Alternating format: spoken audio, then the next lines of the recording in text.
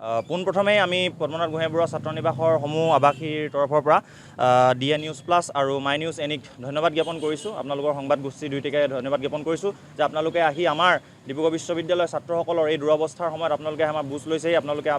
বাতৰি পৰিৱেশন কৰিবলৈ আহিছে, তাৰ বাবে আপোনালোকে পোনপ্ৰথমে ধন্যবাদ জ্ঞাপন কৰিছোঁ। আচলতে ইতিমধ্যে আমাৰ এই অনিৰ্দিষ্টকালীন যোৱাকালি আমি আমাৰ প্ৰতিবাদ আৰম্ভ কৰিছিলোঁ। পোনপ্ৰথমে আমি প্ৰশাসনিক ভৱনৰ সন্মুখত আমি এই প্ৰতিবাদী কাৰ্যসূচী গ্ৰহণ কৰিছিলোঁ। তাৰ পাছত ডিব্ৰুগড় বিশ্ববিদ্যালয় সন্ধিয়া পৰত ডিব্ৰুগড় বিশ্ববিদ্যালয়ৰ সমগ্ৰ আৱাসিক এলেকা চৌহদত আমি মৌন সমদল এটি উলিয়াইছিলোঁ আৰু তাৰ পাছৰে পৰাই ঠিক নিশা 10 বজাৰ পৰাই আমি অনিৰ্দিষ্টকালীনভাৱে আমাৰ এই প্ৰতিবাদী কাৰ্যসূচী আৰম্ভ কৰিছিলোঁ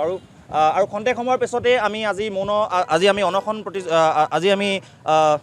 আমৰণ অনশন কাৰ্যসূচীও আৰম্ভ কৰিম। গতিকে মই পোনপ্ৰথমে কৈছোঁ যে আমাৰ এই প্ৰতিবাদী কাৰ্যসূচী আৰম্ভ কৰা ইতিমধ্যে 24 ঘণ্টা পাৰ হৈ গৈছে। ডিব্ৰুগড়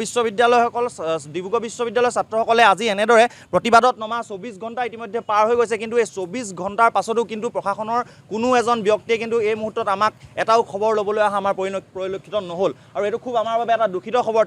আমি তেওঁলোকক অভিভাৱক স্বৰূপে গণ্য কৰোঁ। তেওঁলোকে আমাক কয় যে আমি তোমালোকৰ অভিভাৱক, বিশ্ববিদ্যালয়খনৰ আমি তোমালোকৰ অভিভাৱক, কিন্তু তথাপিও তেওঁলোকে এই মুহূৰ্তলৈকে যে আমাক এটা খবৰ ল'বলৈ অহা নাই, তাৰ বাবে আমি বিশ্ববিদ্যালয়ৰ একোজন ছাত্ৰ হিচাপে যথেষ্ট দুখ প্ৰকাশ কৰিছোঁ। এতিয়া আমি মূল কথালৈ আহিছোঁ যে যোৱা 26 তাৰিখে ডিব্ৰুগড় বিশ্ববিদ্যালয়ৰ যিটো অফিচিয়েল ৱেবছাইট, সেই অফিচিয়েল ৱেবছাইটত এখন জাননী জাৰি কৰিছিলে আৰু সেই জাননীখন আমি হঠাৎ দেখিবলৈ পাইছিলোঁ যে পদ্মনাথ গোহাঁই বৰুৱা ছাত্ৰ নিবাসৰ আৱাসীসকলক তেওঁলোকে অন্য এখন হোষ্টেললৈ শ্বিফটিং কৰিছে। আৰু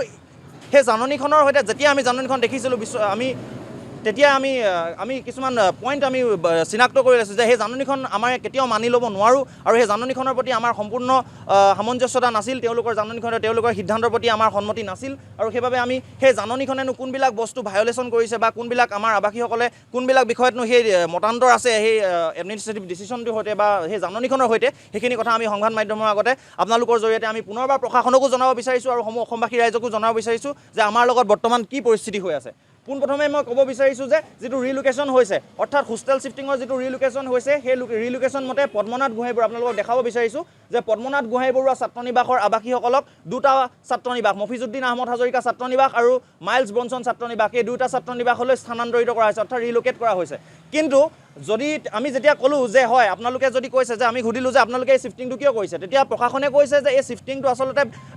এইবাৰৰ পৰা এটা লাগু কৰা হৈছে। এই শ্বিফটিংটো বা ৰিলোকেশ্যনটো বা ছাফুলটো আমি নতুনকৈ এষ্টাব্লিছ কৰিছোঁ, এইটো বিশ্ববিদ্যালয় এইবাৰ পৰা চলিব। তেতিয়া আমি প্ৰশ্ন উত্থাপন কৰিছোঁ যে বিশ্ববিদ্যালয় প্ৰশাসনক আমি বাৰম্বাৰ প্ৰশ্ন উত্থাপন কৰিছোঁ যে যদি শ্বিফটিং কৰিছে, যদি ছাফলিং কৰিছে, কেৱল মাত্ৰ পদ্মনাথ গোহাঁই বৰুৱা ছাত্ৰ নিবাস কিয়? আপোনালোকে মাত্ৰ কিয় এখন ছাত্ৰ নিবাসক টাৰ্গেট কৰি লৈ শ্বিফটিং কৰিছে? আপোনালোকে যদি শ্বিফটিঙে কৰে বা ছাফলিঙে কৰে, আপোনালোকে তেনেহ'লে hostel, boys hostel, girls hostel নিৰ্বিশেষে সকলোকে ছাফলিং কৰক। কেৱল মাত্ৰ পদ্মনাথ গোহাঁই বৰুৱা ছাত্ৰ নিবাসৰ আৱাসীসকলৰ ওপৰতে কিয় আপোনালোকে এনে নিৰ্দেশনা লাগু কৰিছে? দ্বিতীয়তে আমি ক'ব বিচাৰিছোঁ যে আমি দুবছৰৰ কাৰণে এটা পাঠ্যক্ৰমৰ কাৰণে আমি সকলো মাষ্টাৰ ডিগ্ৰী ষ্টুডেণ্ট, আমি দুবছৰীয়া এটা পাঠ্যক্ৰমৰ কাৰণে সকলোৱে এটা সোণোৱালী সপোনৰ পম খেদি আমি আহোঁ আৰু বিশ্ববিদ্যালয়খনত ভৰ্তি হৈ আমি এটি গৌৰৱোজ্জ্বল ছাত্ৰ নিবাস পদ্মনাথ গোহাঁই বৰুৱা ছাত্ৰ নিবাসৰ একোজন গৌৰৱান্বিত আৱাসী হিচাপে আমি আহিছিলোঁ আৰু ভাবিছিলোঁ যে আমি এই অন্তিমটো স্তৰত, আনুষ্ঠানিক শিক্ষা অন্তিমটো স্তৰ আমি খুব ধুনীয়াকৈ পদ্মনাথ গোহাঁই বৰুৱা ছাত্ৰ নিবাসত আমি অতিবাহিত কৰিম। যোৱা বছৰ আমাক একচুৱেলি ৰখা হৈছিলে বি ব্লকত, এটা ছেপাৰেট ব্লকত, পদ্মনাথ গোহাঁই বৰুৱা ছাত্ৰ নিবাসৰ এটা বি ব্লকত আমাৰ প্ৰথম অৱস্থাত আমাক অলপ ছেপাৰেট কৰি ৰখা হৈছিলে। তাৰপিছত আমি খুব ধুনীয়াকৈ ছিনিয়ৰসকলৰ সৈতে এজিমিলেট হৈছিলোঁ। এজিমিলেট হৈ এটা খুব সুন্দৰ নিদৰ্শন বিশ্ববিদ্যালয়ত দাঙি ধৰিছিলে আৰু বিগত বৰ্ষটোত পদ্মনাথ গোহাঁই বৰুৱা ছাত্ৰ নিবাসৰ উদ্যোগত যে বহুত ভাল কাম হৈছে সেই কথাটো প্ৰশাসনেও অস্বীকাৰ কৰিব নোৱাৰে। তাৰ পাছত সেই ভাল কামৰ পৰিণতি স্বৰূপে আমাক কি এনেদৰে বিশ্ববিদ্যালয়ৰ পৰা অন্য এখন হোষ্টেললৈ শ্বিফ্ট কৰি দিয়া হৈছে নেকি? যদি শ্বিফ্ট কৰা হৈছে তেনেহ'লে কেৱল অকল পদ্মনাথ গোহাঁই বৰুৱা ছাত্ৰ নিবাসক কিয় বাছি লোৱা হৈছে? আচলতে এতিয়া এটা মেণ্টেল হেল্থৰ কথা আহে। আমি এতিয়া যে দুপৰ এই ভাউনমহীয়া ভৰপক ৰ'দত, এই উত্তাপত, এই গৰম দিনত আমি যে এই পঢ়িবলৈ অহা ছাত্ৰসকল যে আহি এনেদৰে ৰাজপথৰ কাষত আমি ইয়াত জ্যোতি বাটচৰাত যে এনেদৰে বহি থাকিবলগীয়া হৈছে, তাৰ কাৰণটো কি? আচলতে প্ৰশাসন এই ক্ষেত্ৰত জগৰীয়া নহয় নেকি? যে প্ৰশাসনে আমাৰ বিৰুদ্ধে এনেকুৱা এটা ডিচিশ্যন লৈছে যে যাৰ কাৰণে আমি আজি ইয়াত এনেদৰে বহি থাকিবলগীয়া হৈছে। আচলতে মেণ্টেল হেল্থৰ কথাটো আহে। আমি পঢ়া শুনা কৰিবলৈ আহিছোঁ, গতিকে অনাগত সময়তো আমি খুব ধুনীয়াকৈ পঢ়ি শুনি ইয়াৰ পৰা ওলাই যাব বিচাৰিছোঁ। এনেকুৱা সময়ত যদি আমাৰ এই শৈক্ষিক কেৰিয়াৰটোলৈ এটা অনিশ্চয়তা আহে বা মানসিক এই গোটেই ঘটনাবিলাকত আমি মানসিকভাৱে ষ্টেবল হৈ থকা নাই, আমাৰ যথেষ্ট গতিকে আৰু এটা কথা, ডিব্ৰুগড় বিশ্ববিদ্যালয় প্ৰশাসনে কি কেৱল জুনিয়ৰ হৈ থকা অৱস্থাতে, কেৱল কি অনুজ হৈ থকা অৱস্থাতে কি তেওঁলোকে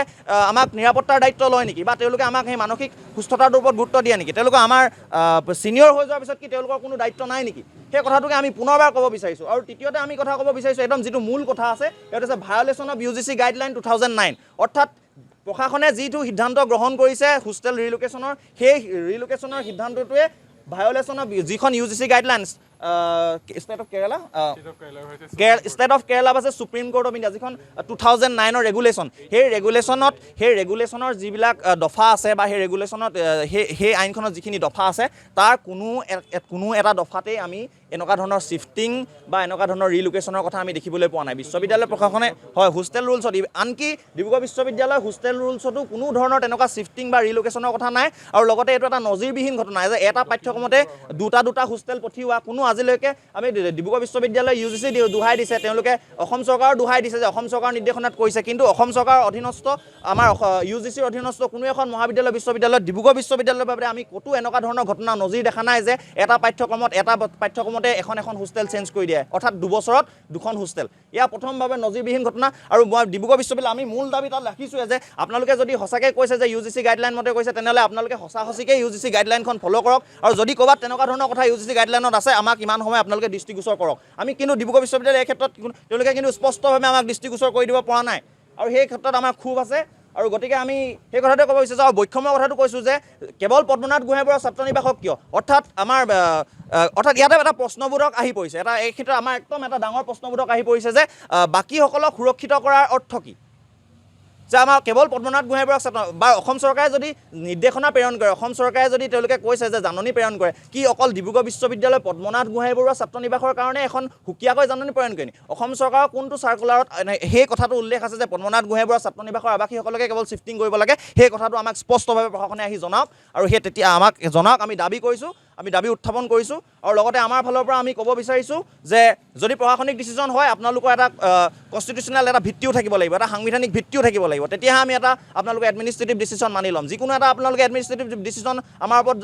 জাপি দিব আমি কি গ্ৰহণ কৰিম নেকি আমি এইটো কথা স্পষ্টভাৱে কৰিছোঁ আৰু ইয়াৰ পাছতে আমি আমৰণ অনশন কাৰ্যসূচীত বহিম যিকোনো খবৰৰ বাবে যোগাযোগ কৰক 7099017330 আৰু 7099017110 নম্বৰত